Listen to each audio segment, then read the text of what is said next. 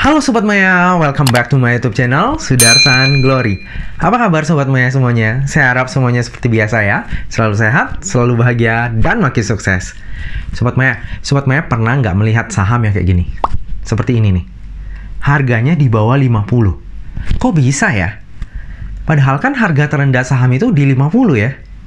Nah, kalau misalnya Sobat Maya masih berpikir seperti itu, mungkin Sobat Maya belum tahu tentang papan akselerasi.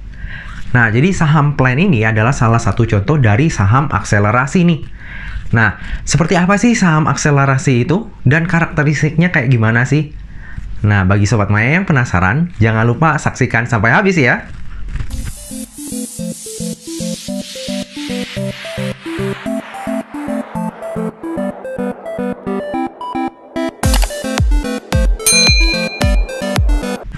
Nah, Sobat Maya, langsung kita mulai aja ya videonya ya. Nah, jadi papan akselerasi ini adalah papan pencatatan untuk mencatatkan saham-saham dengan aset berskala kecil ataupun berskala menengah. Nah, jadi ini ibaratnya UMKM bisa naik kelas dengan IPO nih Sobat Maya. Nah, di BI sendiri itu ada 3 papan nih Sobat Maya. Yang pertama adalah papan utama, terus yang kedua adalah papan pengembangan, dan yang ketiga adalah papan akselerasi ini. Nah, langsung kita bahas secara teknis ya, apa sih yang membedakan papan akselerasi dengan papan pengembangan ataupun utama. Nah, yang pertama adalah perbedaan dari maksimum ARA dan ARB-nya. Nah, kalau misalnya Sobat Maya udah menonton video saya, harusnya udah tahu ya batas ARA dan ARB-nya saham biasa. Selama pandemi, ARB-nya saham biasa itu di cap di 7%. Kalau misalnya nggak pandemi, itu di cap-nya sebesar simetris dengan harga ARA ataupun maksimal ARA-nya. Jadi contohnya nih, untuk saham yang di bawah 200 perak, itu harga ARA-nya maksimal itu di 35%. ARB-nya pun seperti itu, 35%. Sebelum pandemi ya. Kalau pas pandemi, itu di 7%. Sedangkan, kalau papan akselerasi, itu batas ARA dan ARB-nya adalah 10%.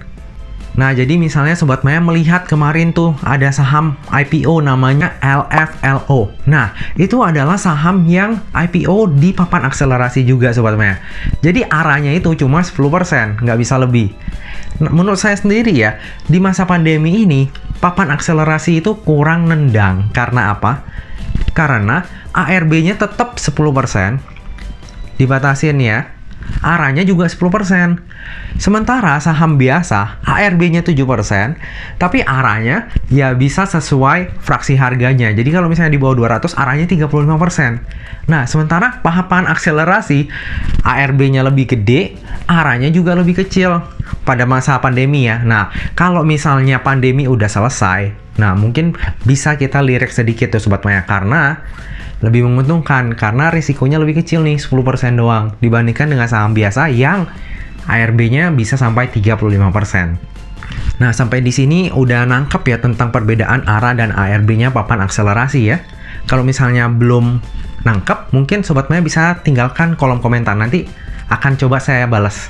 Nah, terus kita ke perbedaan yang kedua nih ya, antara papan akselerasi dengan papan pengembangan ataupun utama.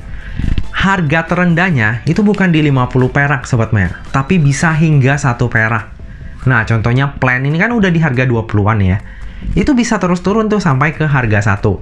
Cuma saya bingung juga nih, kalau misalnya dia udah di harga 10, itu kan ARA sama ARB-nya itu kan maksimal 10% ya. Kalau misalnya dia udah di harga 10, terus turun ke 9, terus mau turun lagi ke 8, itu kan udah di atas 10% ya.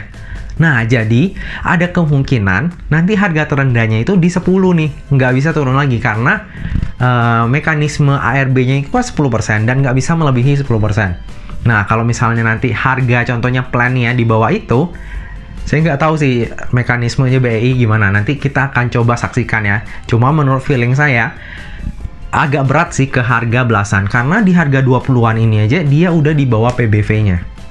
Dan saya lihat sih, kalau plan ini disclaimer on ya, jadi Sobat Maya jangan plak-plak gara-gara dengar-dengar saya nih langsung spekulasi beli atau gimana. Saya sendiri posisinya itu masih nyangkut.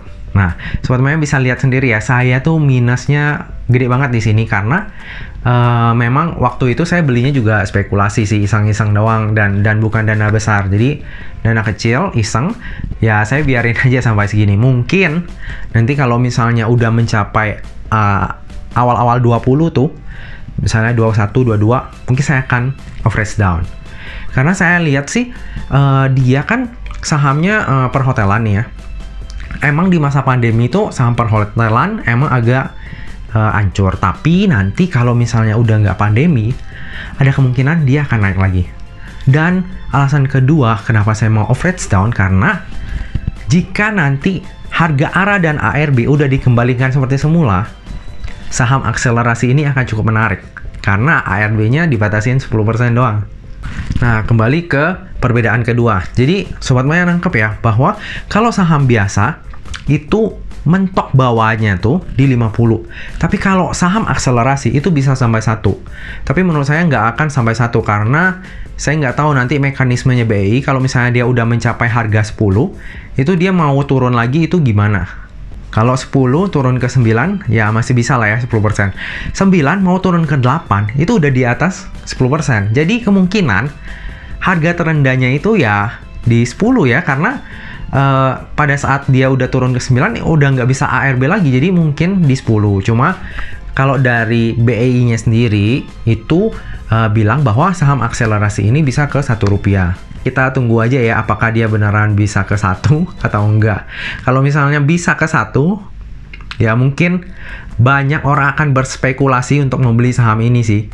As long as dia nggak delisting, kemungkinan naik itu tetap ada.